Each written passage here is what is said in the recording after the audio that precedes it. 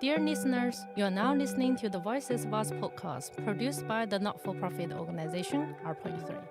In the podcast, we speak with queer, LGBTQIA+, or if you call Rainbow International students, alumni, friends, and families of the Rainbow community, sharing their authentic stories with you. You can listen to all the episodes on our website, r.3.org. Everyone's journey is different. We are trying to bring you different perspectives, and we believe everyone can take away something from those stories. Together, we can build a world with respect, love, and understanding for all. This is the Voices of Us Episode 8. I'm your host, Feifei Liao. My pronouns are she and her. Today, we're speaking with a young Malaysian Chinese, Auriel, to share her story with you. Can you say hi to our listeners, Auriel? Hi everyone, I'm Auriel. My pronouns are she, her. Thank you, Auriel. How did you know about our podcast? I found out about R.3 and the podcast through a student newsletter. Yeah, I saw it in my email, even though I'm not a student anymore. And I thought it was really interesting because I haven't seen any targeted services or organizations towards LGBTQIA plus international students before. So yeah, I was interested. I clicked, I found out more, and now I'm here. Interesting. That must be City of Melbourne International so. Students newsletter. So how old were you when you moved to Melbourne? I moved to Melbourne when I was 16, and that was for a foundation studies program. And then after that, I started university. And it's been almost 10 years now. Wow. So when you were 16 under 18, so did Yeah. you come with your parents? They sent me here. So to the airport, they came and helped me move into my student accommodation. And then they went home. But I was here on my own. My older sister had previously done the same foundation studies program, but she moved to Brisbane. So yeah, it was just me here. But it was okay because I think I was in a student accommodation with a lot of other international students who were going through the same thing. So you could live in student accommodation. Yeah, so it is, there's a list of approved student accommodation. So when you're under 18, they kind of act as your legal guardian in a way. But there was still a lot of other things to consider, like there was a curfew and you had to sign in every night. Yeah, it must be a very different experience. But do you feel lonely when you came here by yourself? I think I was more excited because when I was in Malaysia, I went to the same school from kindergarten until I graduated. So I was just excited to be in a new place. But it was lonely, I guess, not having your family around in the same way that you used to when you are growing up. Yeah, that was a bit hard. But your friends become your family when you go overseas. But do you find it's easy to make friends here? If I had started maybe university straight away, it would have been much harder to make friends. Because in your classes, you only see people for that one subject. And then you may not see them again ever unless you really put yourself out there. You won't necessarily make friends. Unless you're staying in a college or dorm, or you have a really small cohort in your whatever you're studying, it can be hard to make friends. I didn't make that many friends at uni. All my friends were from that foundation program because we were all doing the same subjects and lived together. I only made a handful of friends in my bachelor's, maybe more in my master's. During your foundation, do you have a lot of friends from international background or are they kind of more locals? So that foundation program was only for international students. So I was really lucky. I came here and I met a whole lot of international students from Malaysia, Singapore, Indonesia, Myanmar, China, Vietnam, everywhere. It was really wholesome, actually. So it's a really nice transition. That's what the point of the program is. You're trying to ease the international student transition because I think it can be quite difficult. And back then, do you hang out with them with your authentic self? Yeah, what was that like for you? So I already knew I was part of the community, the LGBTQIA plus community. I was queer. I was very aware of that before I moved to Melbourne. So It's not something I discovered overseas. So when I was making friends, I did think about, oh, can I come out to them? Like, and I decided I was just gonna, be semi-out, whatever that meant. So yeah, I told people pretty quickly. I was lucky that most people had pretty positive reactions. People were surprised though, I think. Yeah, I basically slowly came out to like, you make your group of friends, right? And after you make your group of friends, then I slowly came out to like each person, and it kind of became a running joke within our groups, like, oh, who are you telling next? Like, how should we tell them? And then, so I was supported in that way. I think out of that group, maybe only one other person is queer. But how did you start the conversation? It's kind of like you're on a school camp, but for a really long time. So everyone's super charged. Like you're together every day. You have every meal together. You come home after class. You see each other. You hang out in someone's room all night. So you end up having like those talks that are a bit more deep, and you're like getting to know each other in that process. And, things like, oh, have you been dating before? How's your family like? Those types of questions come up. So I was just honest, like when they asked me those questions, like, yeah, I've dated before and they were girls and that kind of thing. So that's how it came up. We also had some like fun ways. Like there was a ping pong table in the car park of the student accommodation. And every night some of my friends would go play. And then we came up with this joke where I think people were saying like, oh, who are you rooting for? Like, whose team are you on? And everything like that. So I ended up coming out to the person who used to play ping pong a lot, being like, saying like, oh, like, I can't remember the joke anymore, but it was essentially the punchline was that I play for the other team. Like, I go for the other team as in like, I don't date guys, I date girls. I feel like it'd be funnier if I remembered the joke, but I don't. I think I was a lot more forward actually when I moved here compared to now when it comes to coming out. More forward.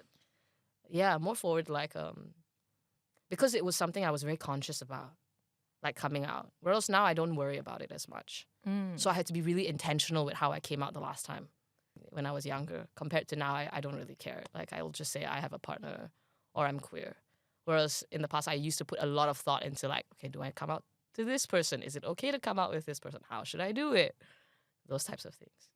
It's interesting when you were saying when you were younger, and do you mean when you were younger in Malaysia and then you put a lot of thought into what came out, or were you out? You were out when you were in Malaysia. I was to, okay. I guess I should clarify when I say when I was younger. I'm still young now. Yeah. Right? So how old were you when you... How old were you when you... Right, so we're doing the age processes. So I moved here when I was 16, which I can now see is quite young to move overseas. Maybe like the first 3 to 4 years I was here, I was still quite intentional about whether I should come out or not. Like I cared a bit more and I was more careful.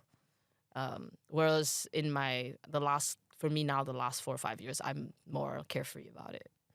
And then in Malaysia, I was out, mostly to my friends. But I did come out to my parents, like the year before I moved to Melbourne. I decided I wanted to like sit them down and like come out to them. Well, I properly came out to them. Like I sat down and told them. Sounds very formal. We're quite a formal. We're a bit, we're not formal. We're just, my family is really good in the sense that they try and talk things out. It's a new year, like 1st of January or within the first week, we'll all sit down together, the 5 of us, my parents, me and my 2 siblings. We'll like try and sort out like, okay, when can we plan a holiday? What are our plans for the year? We'll take out our planners and try and coordinate, things. So in the same way with this, like, it's not uncommon for us to be like, okay, we need to like have a family talk. Sometimes it's at dinner, sometimes it's like after dinner, we're like, okay, let's go to the living room or someone's room, and then we'll all sit there and congregate and talk. So yeah, but I formally, in quotes, sat them down to be like, to try and come out to them basically. And yeah, I did it because I was moving overseas the next year, and my mom is that mom who can just like find out information somehow. And I really wanted to make sure it came from me and not from somebody else or some other way somehow.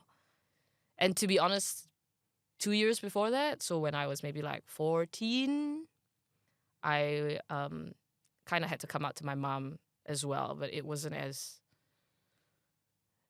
It was more of a situation where the person that I was seeing or dating at the time, their parents found out about the relationship and they didn't respond well. So I was worried about that person's safety. So I told my mom, just in case anything happened. But it was kind of brushed off and then we never talked about it again. So I wouldn't really consider that like a proper coming out compared to when I sat them down 2 years later. So it's more about your friends. Yeah, more about my Oh, friends. yeah. But not really about your sexuality back then. No, because we were dating. So I did tell my mom, like, I tried to tell her that I also like this girl. But she was very... I think as any parent, like, maybe it surprised her. Her response was more about, of course, like, if she needs to, like, come here, she can come here. But, like, you're not gay. Oh, she actually told you are not gay. Honestly, I can't remember because I blacked out. Like, those things are so scary. Sometimes you don't even remember those conversations. But I do remember her being like, talking about my appearance, that I don't look gay.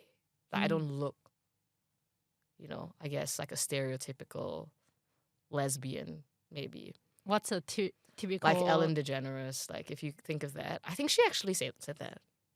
And like I don't have pictures of like girls on my walls and things like that.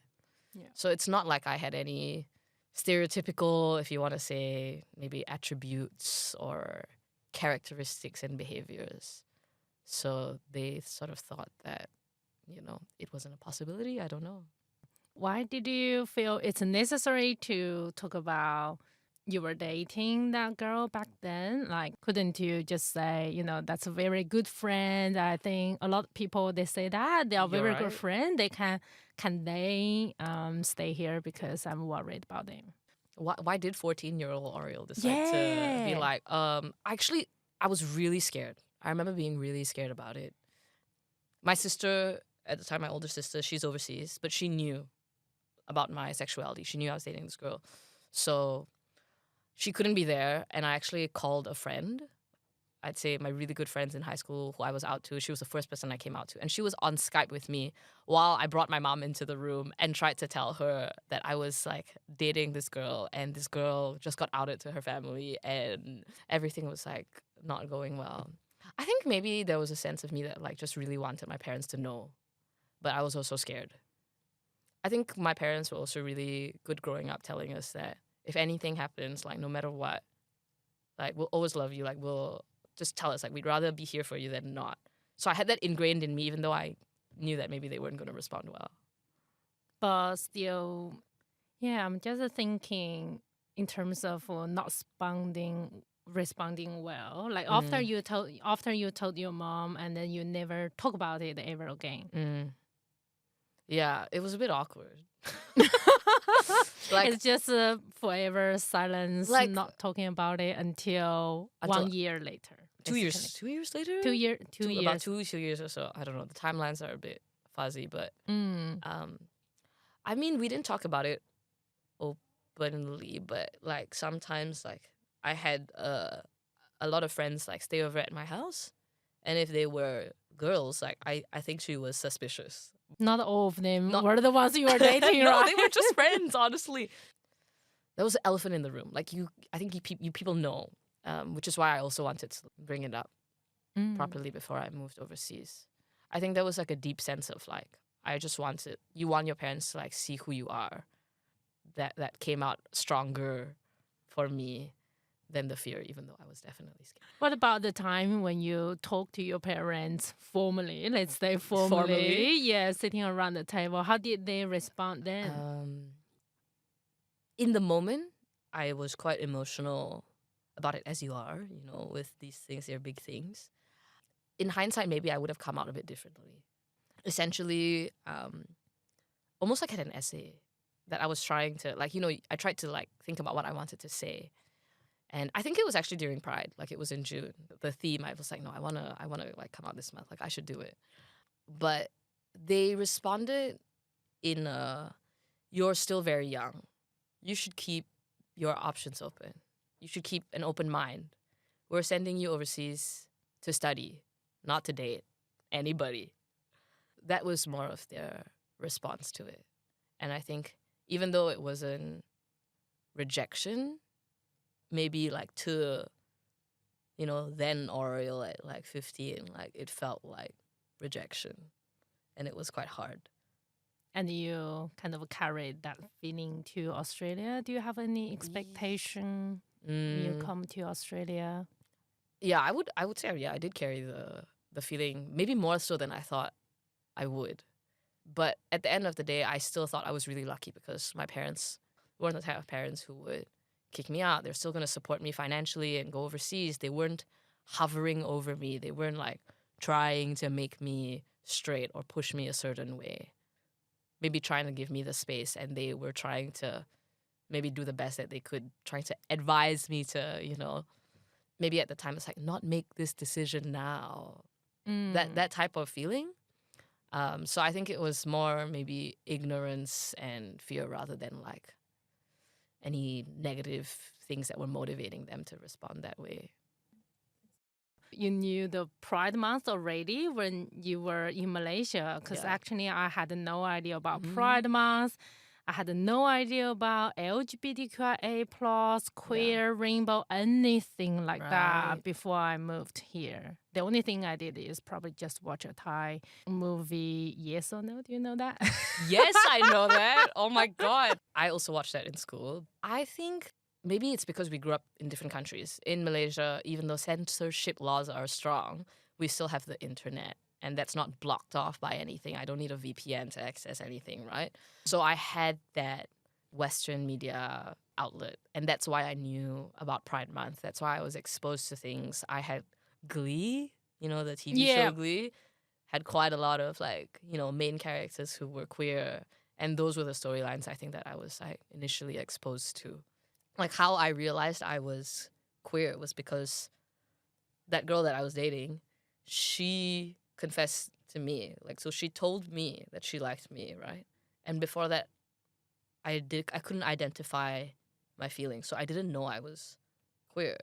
But I was having these feelings, but I didn't realize. I was so trapped maybe in the heteronormative narrative that I didn't even realize that girls could like girls, women could like women, guys could like, other guys. Like maybe I knew about it, but I wasn't aware of it in my own body that was me or that was a possibility. I just thought maybe it was other people. I don't know why I didn't think that about myself until this person's like, oh, I like you. And I was like, of course I just like girls. And then it clicked into place. I had strong friendships. I went to a co-ed school though, so it wasn't an all-girls school or anything like that. Sure, I had like crushes on boys or whatever, just like, normal stuff. But I also think that was like pushed onto me. Like people will ask you like, oh, what boy do you like, right? And then you kind of maybe feel like you have to name somebody or something like that. I had this strong friendship with this girl, and then that turned into something else, and then that made a lot more sense to me. So that's why I knew that I liked them too. But I guess I didn't realize it. Maybe if they had never told me, I would have never known. Maybe I would have only found out way later in life. So you immediately recognized that was a romantic way. And I was lucky that I didn't have maybe a religious upbringing. So I didn't carry any of that shame that maybe comes with if you have a religious upbringing and potentially are exposed to, more homophobic narratives or, that kind of thing. Did you imagine and dream about your life in Australia? I did, I would say. I mean, as you do, right, when you move countries, you think about what it's going to be like, who you're going to meet. I didn't think I'd stay here, though. I don't think I did. Like, I didn't think about that either. Yeah. In my dream, that was more like going to school by the sea, and I can go to the beach quite easily just by walking. Didn't turn out to be like that. Well, why did you end up moving to Australia? So I'm from Sichuan, and China. There was a big earthquake. I think somehow you kind of think a lot about life possibilities and what you are going to do with your life in general. I was about to graduate from junior school, and my dad asked me, do you want to go overseas to study? And I was like, yeah. 2008, it was an interesting year because not just that earthquake, but also global financial crisis. Mm. During that time, I think a lot of things were pretty uncertain for a lot of people, career-wise, and also how they live in the world in general. And my dad was also thinking about my life possibilities as well. And he wanted to allow me to look around the world and thinking what are the other possibilities for my daughter. During the global financial crisis, a very good benefit was the exchange rate was pretty course. low. My dad initially asked me whether I would like to go to New Zealand or Australia. I chose New Zealand actually. Oh, but you're in Australia. But the exchange rate was lower in Australia. I see. So thanks to the global financial crisis, and also it was cheaper to come to Australia. So I ended up in Australia and see, life possibilities. If I thought about my life in Australia, it's because when I moved here, it was mostly for tertiary education. It was for university. Because my parents were still back home, I didn't know whether I was going to end up moving here or not, but I think I couldn't imagine it, to be honest. I couldn't imagine what life in Australia would be like because I hadn't lived here yet, or I haven't lived long enough here. But then as I did, and as the years went on, that's when I sort of started thinking more about settling down here and the future here. And of course, especially after same-sex marriage was legalized here and that became a possibility, it also was something I was thinking. And also just having like that acceptance, like you're a country accepting you having the same legal rights here as other people. Also some of that safety that the legislation gives you. That was something, I would never have back home in Malaysia. And that was something I thought maybe I should be thinking about if I'm, going to settle down somewhere. In the beginning, you still feel hesitant to come out and think a lot who you come out to, who you talk to. So, yeah, what were the fears? What were you considering? Well, I was worried I think of people's negative reactions. At that time, most of the people I had come out to, they were pretty relaxed about it. Or even if they were surprised, they were asking questions like from a place of like genuine curiosity. Maybe I'm the first gay person they've known a lot of the times actually at that age, right? But a lot of the people I was coming out to were international students and I didn't know what their stance on it was. That's why I was scared. But then maybe once I went to university and I was meeting like locals and it was a bit more visible, like, they have LGBT clubs, the queer club, career spaces at university. I started to venture out a bit more and maybe I was less scared. I also realized in Australia, they use the word partner a lot, right? So it was a kind of neutral way instead of saying I have a girlfriend or I have a boyfriend. And that kind of helped me start to come out to people. Because back home in Malaysia, if I say I have a partner, people don't understand. It was something almost that gave you a bit of ambiguity. Like I had a class and I had this other Singaporean person in the class. And they asked me, I can't remember what we were talking about, but I ended up saying my partner this and that.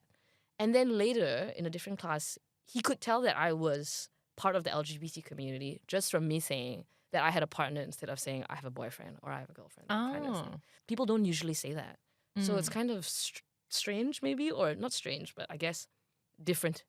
Yeah, that's right. Every time I heard they were saying their partner, that was also my immediate reaction. That if they say partner, and then later on I did realize actually when they say partner, it's just a more neutral word. Exactly. I think also it's not just fear with coming out. It was also there was some dread.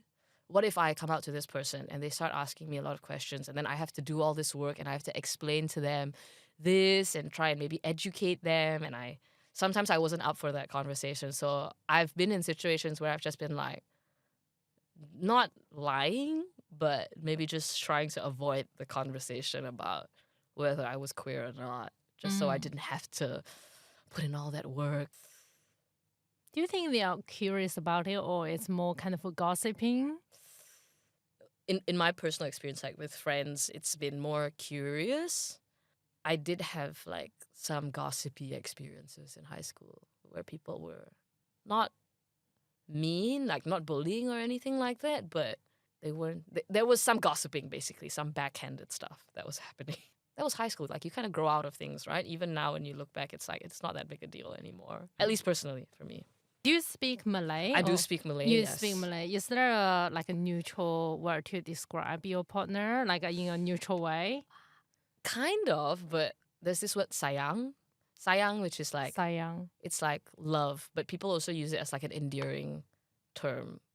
Here people say like dear, or when you call someone love. Like it's kind of a neutral term. That's the only one I can think of. I can't think of one that's like similar to partner. I'm trying to think. Also, my Malay is not that great. Let's be real. It's a second language. I can say it conversationally. So what's your first language? English. Oh, English English is is the my first first language. I speak English at home with my family. In Mandarin, we do have a word we say 对象. It's a neutral word. Yeah, so sometimes we say 对象, and then it's a neutral word and people cannot tell that's a boyfriend or girlfriend. Yeah. I'm sure there's one. I just probably don't know. Don't know. Probably. Yeah, so when you go to uni, you did join some queer or rainbow activities. I didn't actively participate in them, but I did try and go to those spaces when I first started university. But I found them to be quite white.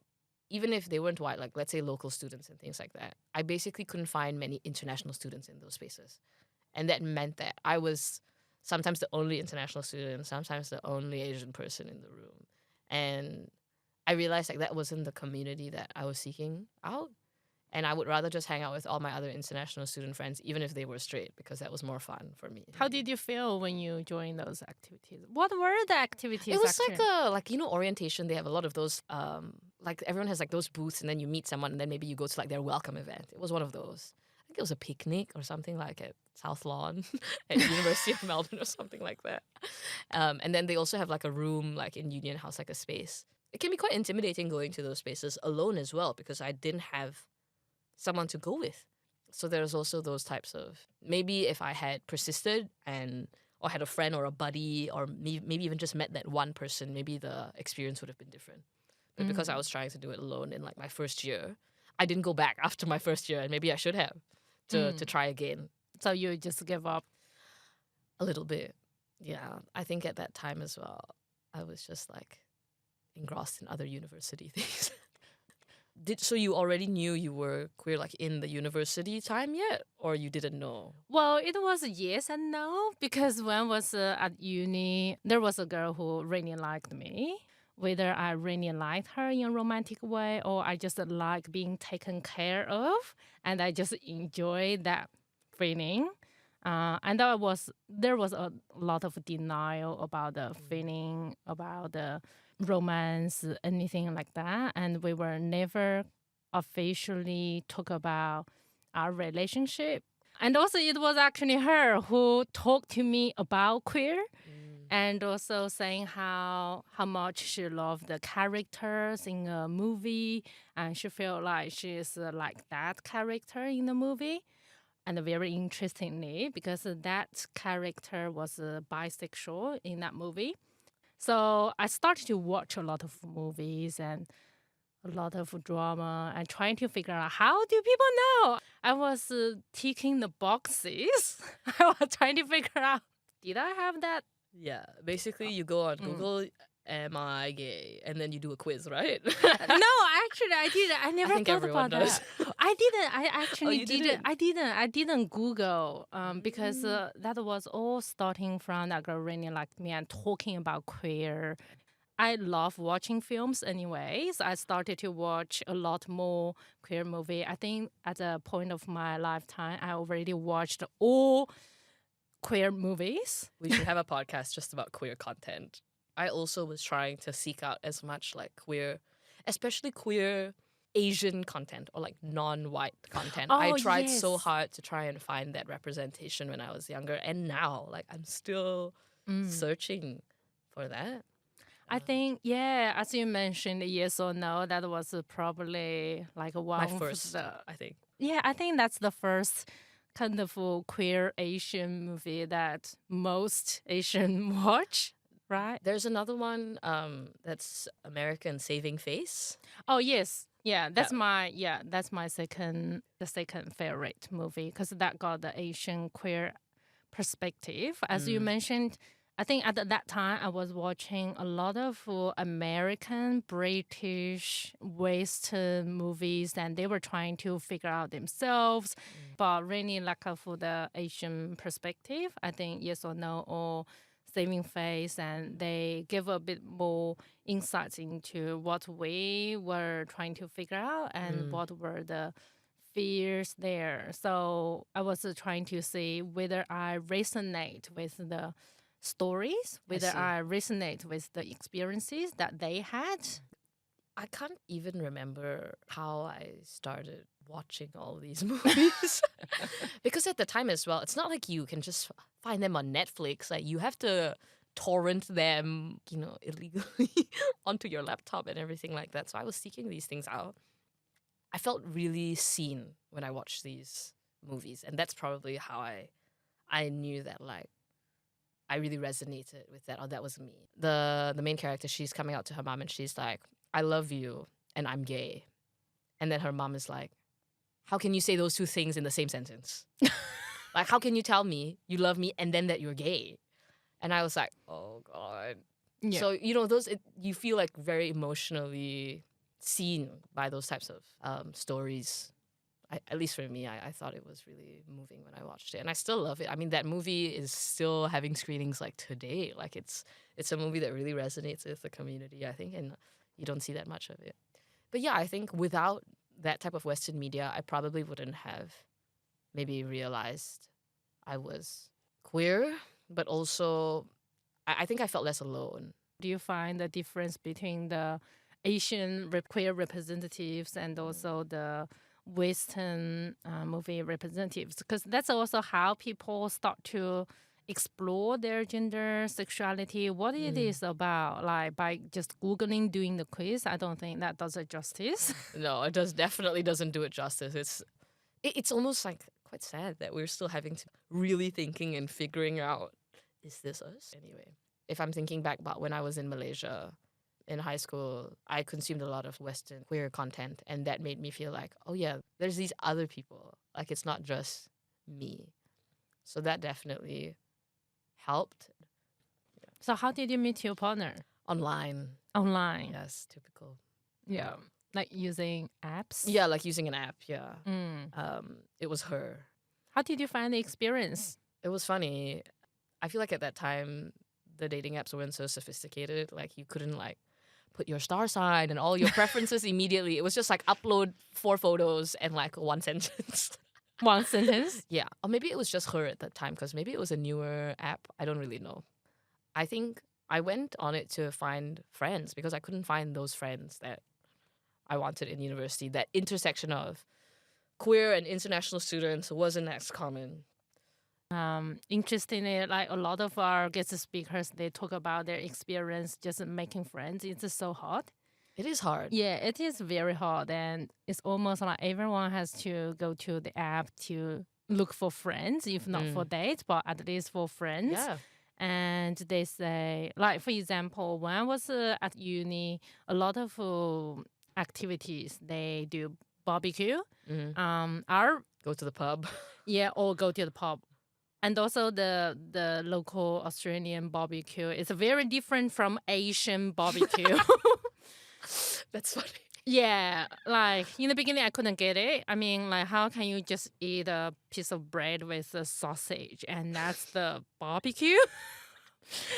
In China we have a lot of vegetables and marinated different meat and skewers and and I couldn't really feel that's the food that I enjoy, and a lot of times they had beer.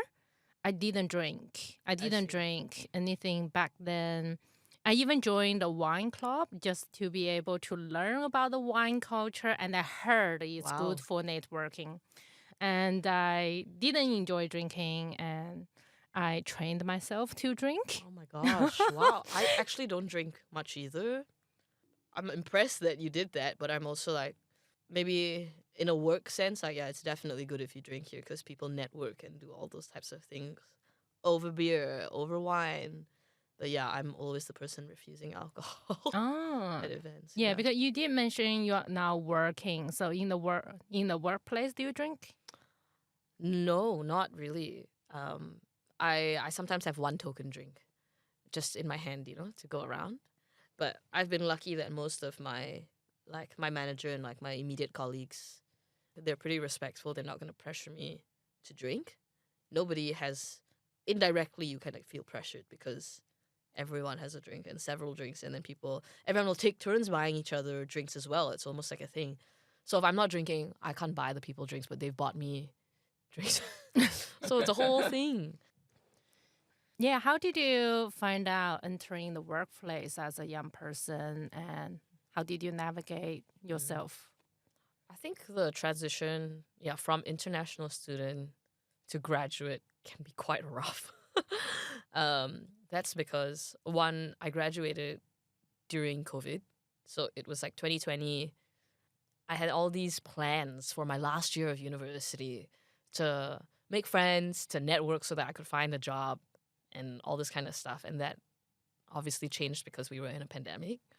And that basically meant that I didn't necessarily get like the big international student, like the year that I wanted, which was, it is what it is. That's okay. We still made the most out of it. But it meant that transition to the workforce was also a bit strange because everyone was in a bit of a strange place. I started work fully remote, not in person.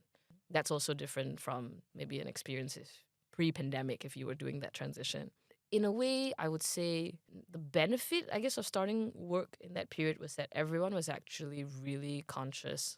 So I started work, my first job was in state government. Oh, you started to work with the state government Yeah. right after you graduate? So I graduated December 2020. I Yeah. was working in like hospitality for about 6 months as I waited for I was basically waiting for my student visa to expire and then applying for my graduate visa kind of as late as possible to try and get the most out of the timelines. So I think I applied sometime in March, and then once I put in that application, I started looking for full-time jobs. But I was working in hospitality for about 6 months during the transition. Yeah, there was a youth employment program that was happening for the state government, and I managed to get a spot in that program, which I was surprised by because I am not local. Yeah, where did you see the youth employment program? I think the website's called like Sidekicker.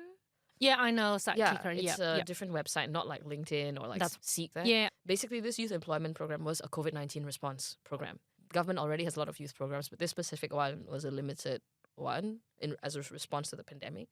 And it was only maybe like 8-month contract, and I just like thought I'd put my hand up. I studied a bachelor's majoring in human geography and then a master's focusing on environmental education and climate change. So this job wasn't exactly in that field, but the team they were working on, it was a project support officer role in like climate change. Like the big team was a climate change team, even though the small team was more working on like infrastructure and development stuff. So I thought maybe it was a way in. And at that time, I was trying to keep my options really open. My aim was to just try and find a job and then start basically that chapter of my life and then see where it goes. Because the pandemic had already blown out all my plans. So I was like, there's no point making plans. I'm just going to try and do whatever and see what opportunities come my way. How did you find the process of finding a job or getting accepted? Because you were saying you were quite surprised you got accepted into the state government. I think that's probably something most international students wouldn't think about. Find a job in the government. It was surprising because I guess, I didn't know whether they would take me, but there were no... Basically, every time I look at a job application, I'll see what the visa requirements are. Sometimes they'll say it's a citizen only, permanent resident. Or sometimes they'll just say you need a valid working visa or something like that. And, I had full working rights at the time, even though I was on a bridging visa. So I just took the shot. I put in my application and they got back to me. But I was also being really intentional when I was job hunting. I was trying to make sure that I wasn't sending out like hundreds of applications. It's so tiring. So I was trying to be intentional and really put in effort with every single application I put through. I also try and always call the job. So I called them beforehand because there's a number on there to basically ask more about the job. And I feel like that always helps. Yeah, I guess the transition from that international student to graduate. It was hard because obviously it's a hard mental journey to go through because you're already trying to be strong. Like the job application process is hard. And then you're always wondering, are they going to accept me because I'm not local or not? Like I tried to apply for some council positions, but in the application itself, that's more difficult because it's an online application, like through a portal. And they will actually ask for your visa number and things like that. So I knew from then I was like, I'm not going to get this job. Whereas that job on Sidekicker, they didn't ask for any of that information. It was just hand in your resume, like upload a PDF or something like that. So that was a bit more straightforward.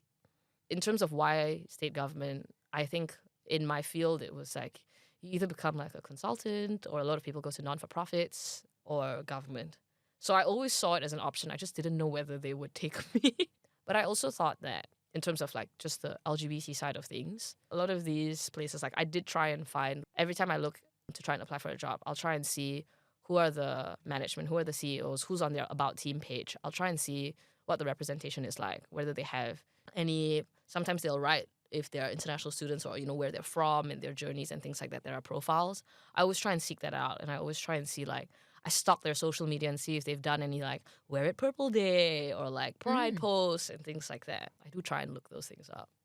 Did you find the queer-friendly content? Because it's like in state government, like it's, you're not going to be able to find like information online about like a specific team. But so I just kind of looked at like the department policy or what's on the department LinkedIn and things like that. And they do have that support. And also, I know that with the legislation of same-sex marriage and all these other like anti-discrimination laws, as the government, they kind of have to abide by that. They don't they don't have a choice, I want to say. That obviously may not always happen in practice, but there are some safeguards. And, you know, when I did start working for a government, yeah, they have like these things like staff networks. And there's like a LGBTQIA one. And there's a disability one. And there's a women of color one. So they have all those support networks and ways to meet people. Did you join those I did, networks? yeah. I did join those networks. Yeah. So what does those networks do? What do they do a lot of like events and sort of like, I would say, social activities. It's also a way, you know, on your performance plan at work and things like that. You can put your involvement or what your goals are. So if you're participating in like a staff network, like that's considered like a contribution or you can put that in. So it's not something that's just like an after hours thing. Like you can be doing it during like working hours. Like it's a big like contribution as well if you're doing different things within those staff networks. I will say, as an international student, it's hard to find other international students in state government. I did find maybe like when I joined the Women of Color network, I found a few, and they were in the same youth employment program that I did. So there were actually quite a few international students in that pool. And I'm wondering maybe as a COVID response thing, if the rules were different or maybe there were less restrictions. But yeah. And it was not hard for you to navigate the workplace culture because It was hard. Oh, that was hard. That Okay, was- I thought that wasn't hard because it seems like they have different networks and they promote it and you participate. I think like I did participate, but like it was hard because I guess I had to be really proactive.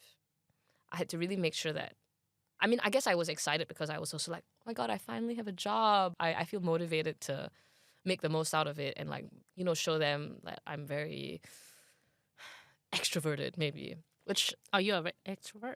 I mean, I had to show them that I'm extrovert. Like, you know, I have to put in a lot of effort with these things. I mean, I thoroughly like everything I did because I wanted to. I didn't feel like I had to do stuff, but my accent is kind of ambiguous. Like maybe if you know Malaysians or Singaporeans, you can pinpoint me. But if not, actually a lot of people think I'm American or they're always curious about where I'm from. So there's a lot of that type of questioning when you're in my experience, when I was in government, people are like, where are you from? Or, you know, like that kind of questions about your journey as an international student suddenly becomes very forward-facing once you reveal you are an international student. If not, they kind of assume I'm local. Nobody knows anything about like visa requirement stuff. That's like a whole other conversation. And I also feel like, you know, code switching? Have you heard about that term before? Code switching. Code switching. No. It's kind of like, I don't know if I'm going to explain this correctly, but it's a bit like masking. Oh, masking, I know. Masking, you know, but in like a code switching is a bit more cultural. So even like, I would say not just international students, but local, maybe if you're a migrant, you will feel this way, where you kind of feel like you have to switch your behaviors to be a bit more, to assimilate with the dominant culture or whatever's in the room. So that could be like changing accents, could be changing your name, adopting like maybe instead of a Chinese name, you take like a Western name. And basically trying to adopt that kind of things to switch your identities. You kind of have like your different personas if you're with your international student friends or in the workplace. So I didn't realize how tiring it was to do that. So you were doing a lot I was of doing a lot of code switching. Mm. I was always trying to speak in more proper English, or I didn't understand a lot of like their metaphors or their jokes. Can you remember any jokes? I have a notes on my phone, things that Australians say that I don't understand. And it's a running joke, like some of my colleagues at the time that, oh, you can add this to your list, or any cultural references. Because, yeah, I would be sitting in the meetings, and there were a lot of meetings because it was during the pandemic. So I got to meet, like, you know, we had a lot of team meetings, trivia, like people were trying to do like bonding sessions because they weren't going into office, which was amazing. But yeah, I was like having a crash course on like what it's like to work in Australia, maybe. Even though my first language is English, in Malaysia, you know, it's not like our English is the same as English in Australia. Sometimes I still have trouble understanding people's English. And if they speak, like, if they're mumbling or they're speaking a certain way, like, I actually have to look at their lips. Like, I have to try and try and understand what they're saying. And I speak pretty good English. Like, English is my first language. And I still have that trouble to decipher that in the workplace. Interesting. Yeah. Yeah. Can you remember any jokes you found really hard to understand, but they really love it? Okay, I can't think of jokes, but I can think of like work phrases. Oh, yeah. Like people will say here, like, oh, I need to get all my ducks in a row before I do something. Or, oh, when the rubber hits the road. Or like, you're frowning, Feifei is frowning. And it's just stuff What like, is that? it's like, let's say like, oh, you know, before we bring this up to the manager, we need to make sure all our ducks are in a row. Like they want to make sure everything is like in order and proper. So it's like those work slangs that I was like, okay. Sometimes I have to just be like, wait, I didn't understand. Like, can you like explain? Or sometimes it's like they'll make cultural references to like TV shows Oh my God, TV and show, stuff that's like the that. worst. I don't understand. I'm also like I guess I'm like part of the younger, like state government and things like that. Maybe they're trying to attract a lot of like younger workforce. So a lot of my team was also like, a lot of them are parents, they have families and stuff like that. There was also that type of cultural, like the age difference that it wasn't large and they were all still very welcoming, but you just don't talk about the same things. I guess like the LGBT aspect of things, I always felt like I never had to worry about that in the workplace here. And maybe that's something that if I was working back home in Malaysia, it would be something I'm more conscious of. But here, nobody questions it. You know, I say I have a partner, I just use the pronouns she to refer to them. So to drop in, my partner is a woman, and then they kind of get it. Nobody really questions that part of things, which is nice. Did they ask you about children? Because sometimes, I get people ask me, "Are you married? Do you have children?" And that's No, maybe they think I'm too young. I don't know. But no, I haven't gotten questions about children, thankfully. But I do get questions about like, I guess I try and be pretty. I do see it a bit as like my role to try and like, if I'm the international student in the space or the graduate or the migrant or the queer person or whatever, I'll try and be louder about it if the conversation comes up, you know, so that they learn a bit more about it, if that makes sense. Let's say, I can't remember, but like my sister got married this year. And when I was working in, basically, when my sister got engaged and things like that, I'd be like, oh yeah, my sister got engaged. And then, you know, the topic of marriage will come out and sometimes people will be like, oh, are you going to get married? And like those kind of conversations, I'll just try and be really open and be like, yeah, I mean, since I can get married in this country, I feel like I should get married. Like, that's great. I have the rights to, like, why not use it? That type of conversations, I try and be really open about it. People have asked me like, oh, are you out to your family? Because they'll know that my parents are in Malaysia. Like my colleagues have asked that before, and I'll just share with them like, yeah, I am, but you know, it's taken a long time to get to where I'm at. I'm out and we're all like I guess, pretty open about it. So till now, your parents are pretty open about it now? Yeah, my parents are supportive now. And I'd say, even though maybe we don't talk about it, I think we actually need to talk about it now. But I, they're supportive, and like they know about my partner. I've been with my partner for coming to 8 years. Wow. And I told them about my partner 2 years into our relationship because I knew that if it was any longer than that, they wouldn't be able to put two and two together. Like if I had told them only after 3 years or more, they'd be like, one, they would feel, I think, sad that like I'd hidden that from them. And then they wouldn't be able to, I think they'd have a harder time to accept the person. So I just was trying to make like the best chance possible of acceptance. So I knew after 2 years, I was like, I better say something before it gets too long. Wow. So how did they take? I think they knew that if it wasn't serious, I wouldn't bother telling them. It's kind of that vibe. So by then, we had had a couple more conversations about my sexuality. I was still a student then, but I guess now that I'm working, I'm financially independent, I'm an adult in quotes and all that stuff. They see it as like I've got my stuff together. So they can see it as like she can make her decision. She's an adult now. She's okay. Like I'm gay and I'm working. I'm like fine in this country. And maybe that's given them some security. I don't know if that's true, but I think that's true. Yeah, because you didn't like that's what you think. What changed their perspective and attitude And that's time. Yeah. time. Because, Yeah. I mean, if you think about it, I came out to them in 2014. It's 2024. It's been 10 years for them to process this information. I told them about my partner maybe 2018. So, I mean, it's been it's been a while. They've had time to digest this information. They met my partner for the first time like 2 years ago. And stuff like so that. did you take your partner back to Malaysia? They came here for my graduation Oh, right. after COVID. Yeah. So you introduce your partner as a partner. Yes, I've introduced my partner as a partner. And my sister got married this year, and my partner came back to Malaysia. She went to all the weddings. So she's met my extended family now and everything. It's getting pretty like open, more open than like I never thought. If you asked me like years ago if I thought I'd be here, I'd be like, no. Even back in Malaysia, the family seems more supportive. Well, there's like the only people I really care about like are my parents and my siblings. I'm not super close to my extended family. But at my sister's wedding, it was really nice. Like they were really interested to meet my partner, and like, I guess I'm the only out queer person in my extended family though, on both sides. What do you mean you're the only out? Like there's nobody else. There could be. We don't know. But like, and my family's pretty big. Like I'd say if you include like the aunties, the uncles, the cousins, and all of my nieces and nephews on both sides, it'll be like 80 plus people. Oh my God, that's a very big Yeah, family. 80 plus people, or maybe even more. So I'm like, surely there's one other queer person. But no, there's nobody else that I know of. Well, actually, no, that's a lie. There's one. I lied. There's one. So, But they were not out and they were still in Malaysia. I don't know. We're not that close, so I won't say anything. Yeah.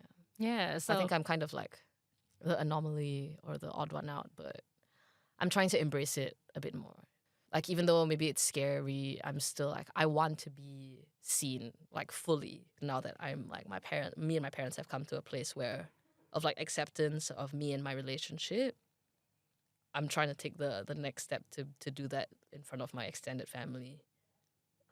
During my sister's wedding, like we kind of had the wedding to hide behind, if you'd like, because I was always running around doing stuff, or I could take away attention from that very quickly just by talking about the wedding if my partner was there. But all my family have now seen her, so if they see her again during Lunar New Year, it's going to be like, oh, she's back. she was back. Oh, like there's going to be more attention on us. Maybe there'll be more time for conversations and questions, and I'm going to try and embrace that. Yeah. Did you take everything, like you just process everything and try to navigate it, or did you get any support and I've been in regular counseling for like the last 2 years about all this stuff. Oh, wow. How did you find the counseling? For me, I have found it effective to try and like reconcile any issues that I've had around like coming out, trying to be more confident around my family, and really understanding that like I want to be seen as this like authentic self, but I don't know how to show myself, or I'm like scared to show myself. So doing this podcast is like one step to try and be more open about it in a way, because it's like a challenge for me, because I've never done it before. Does that make sense? Like to try and be more out there in a different way. Even though I've been out for a long time, I haven't been like publicly out or trying to like, counseling has been really helpful. It's really more about like working on myself, I think, and just trying to be honest, some of it is really like practical. Me and my counselor are workshopping, almost role playing. If like, okay, this person says this to you, what are you going to say? So that I have the confidence, like I know what my response is. I'm not like caught off guard and trying to like identify how I can like get myself out of a situation if I don't feel comfortable. Or when is like my limits to be like, I want to push myself, but until how far to talk about my sexuality or things like that. So your counselor really understand your situation. After, now we've been, I guess, doing our sessions for almost 2 years pretty regularly. She knows everything. She knows everything. She knows too much. Yeah. She knows too much. Like, does she come from similar background to understand, or? She's local, like but she is like a woman of color, so she has that understanding. When I was looking for counseling services, I tried to find someone who was a woman of color because I wanted that cultural understanding, because I knew I'd be working through a lot of that type of situations. Because a lot of people, they find it's difficult to, especially for people who are still navigating their gender, sexuality, and talking to counselors, they don't know how to go about their gender and sexuality, and not even mentioning about coming out and the process. But it seems like you are pretty intentional when you're looking. Yeah. I mean, if I'm going to pay you that amount of money, I'm going to make sure I'm intentional and I get what I want out of it. But it took time. Like, it's not like this is like the first counselor I've been to. Like, I've seen at least like 3 different ones to try and find the right fit. Did they say anything about whether it's LGBTQIA plus friendly, or? Yeah, I think in their profiles, they said like, they're inclusive. And a lot of them, they do like free 15-minute kind of introductions or sessions and stuff. So I'll be quite clear that like, maybe this is who I am, this is what I'm trying to work through, and then see what their response is. So looking back the whole journey as an international student, as a queer, and is there anything you would have done differently? I think I did pretty well given my circumstances. But I think when I came out to my parents, I wish I would have been more straightforward. Like, I think I went around about it, actually. Like, I didn't tell them I'm gay, I'm a lesbian. I just kind of pushed it as more of a, whether I am dating or I'm in love with like a woman or a man, like it shouldn't matter. But I want you to know that like I do like women. Like, that's kind of how I phrased it. And I think that left a bit of room for like ambiguity, and for them to think of it more as like keep your choices open. Like, don't like just make a decision now, that type of. Whereas if I was a bit more forthcoming with it, it would have been different. Maybe it would have taken a shorter time for them to come to terms with it or things like that. But then again, I also look back and I'm like, I can't be harsh on me. I was just like 14, 15, right? Like, I probably did the best I could in that situation. I guess like once I moved here already, maybe, I don't know if I learned from that, but I did try and be more like, I got more comfortable being like, yeah, I'm gay. Like, trying to be a bit more clear about it, not leaving that room for speculation. Yeah, so that was, I guess, once I was here as an international student, like, what would I do differently? I guess, remember how I told you I only in my first year went to try and explore those queer spaces? I wish I tried more, because it means that now in my later life, like when I'm working, I actually don't have that many friends. And I'm sure you know, as an international student, a lot of your friends leave the country. They go back to their home countries, or they can't stay here for many different reasons. And it just means you lose your network. So actually, the more friends you have, even if you don't think they're like really good friends at the time, like it's like a connection. So I wish I had more connections and I made more of those when I was studying. I feel like that would have helped me out later. And now I'm trying to play catch up. I'm trying to, do these type of things. I'm trying to be more involved in the community, because I don't have that many international student friends, and if I do, they're not queer, and that's okay, but I just wish I had more of that intersection. So I'm trying to do that a bit more differently now. I'm trying to be a bit more out there, and also like, remember, it's not too late, even though I'm not old, but I'm not part of that international student thing, and there's no in between, right? I mean, this sounds so cheesy, right? You're like, and also it's like, who do I think I am? Like, I'm trying to be the representation for my younger self, but I'm also like trying to just maybe like be someone that if like a younger Auriel or young international student or whoever stumbled upon it, they could have some point of relation. And that's always nice. Like, you can always try and do that. Even whether you achieve that or not is a different story, but I guess it's a good intention. I'm sure it's kind of why you also do what you do. That's right. Because there wasn't any LGBTQIA plus international students space back then, and I was really questioning about my gender sexuality, the whole thing. Do I really like girls? Am I bi? Am I pansexual? And all the terminology that I didn't understand at all. And I didn't know anything of until I graduated and when I started to work. So that totally makes sense. Actually, I felt more connected to the LGBTQIA plus international student community. It's kind of like a going back and also giving back. And also I do find there are a lot of isolated queer international students. That's why we started to do this, because that's how queer international students to feel relate to who have gone through the experience. And there were a lot of challenges still exist today. It's not like it's new. It's still there.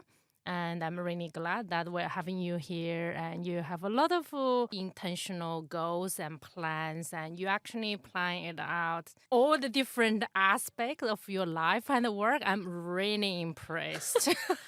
I try, yes. Yeah, I think it's really impressive. Yeah, thank you for joining us today, and also would like to know what's next for you. What are you looking forward to in your life, career? Well, yeah, thanks for having me. It's been fun. I don't know. I guess what's next is I'm just trying to really embrace opportunities. I'm trying to find connections, make friends, and I think be more intentional. You'll find out more as we continue on our point 3 and things like that. You've been listening to The Voices of Us, a podcast produced by Ep.8, a not-for-profit organization dedicated to building a meaningfully connected community for queer international students, alumni, and allies. What's next? Curious about more stories? Follow us on Instagram, Facebook, LinkedIn, and YouTube. Ep.8.org. And this episode is supported by the Victorian Government through the Healthy Equal Youth Program. Thanks to the support from the Youth Affairs Council Victoria, City of Melbourne Libraries, and Fifi Curiosity.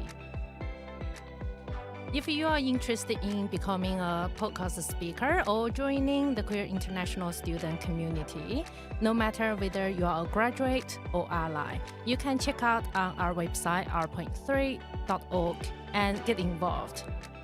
Thank you.